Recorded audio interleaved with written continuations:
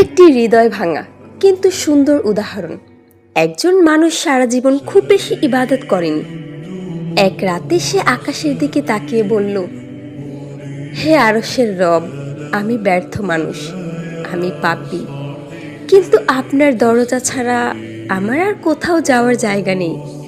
সেই রাত যদি লাইলাতুল কদর হয়, তাহলে সেই কান্না আল্লাহর কাছে পৌঁছে যায়। ফেরেশতারা তা আকাশে নিয়ে যায় আর তার ভাগ্য বদলে যায়। তবে লাইলাতুল কদরের সবচেয়ে বড় রহস্য কি জানেন? এই রাত এমন এক রাত যখন অসম্ভব দোয়াও কবুল হয়, ভাঙা হৃদয় জোড়া লাগে, ভাগ্য পরিবর্তন হয়, গুনাহ মাফ হয়, আর আল্লাহ তার বান্দাকে কাছে টেনে নেন।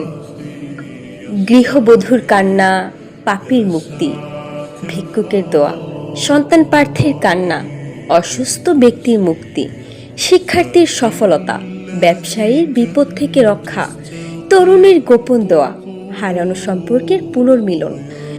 আপনার যে কোনো দোয়া, আপনার যে কোনো অপূর্ণ ইচ্ছা, আপনার হৃদয়ের গহীনের হাহাকার, এই রাতে আপনার রবের কাছে অকপটে বলুন।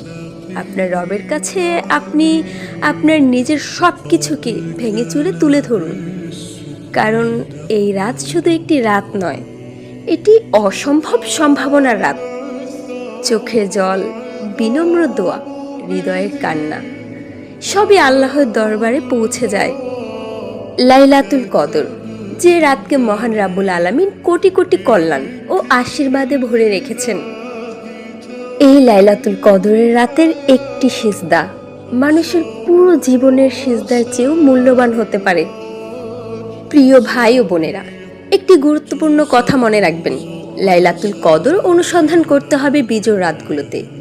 এই শিক্ষা দিয়েছেন আমাদের প্রিয় নবী হযরত মুহাম্মদ সাল্লাল্লাহু আলাইহি ওয়াসাল্লাম। কিন্তু মনে রাখবেন, বিজোড় রাত মানে আগের সন্ধ্যা থেকেই সেই রাত শুরু হয়, অর্থাৎ 21তম রাত শুরু হয় 20 রোজার দিন মাগরিবের পর থেকেই।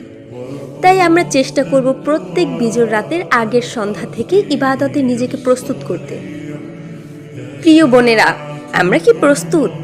রমজানের শেষ 10টি রাতের মধ্যেই রয়েছে সেই মহিমান্বিত রাত, যার কথা আল্লাহ তাআলা উল্লেখ করেছেন সূরা আল কদরে। অতঃপর এফিটি পরিবারের জন্য একটি বিশেষ উদ্যোগ।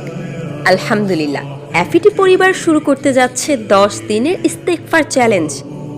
ইনশাআল্লাহ আমরা এটি শুরু করব 21তম রোজা থেকে। অংশগ্রহণ করতে হলে শুধু এফিটি ইউটিউব, ফেসবুক বা টিকটক যে কোনো প্ল্যাটফর্মে সংযুক্ত থাকলেই হবে।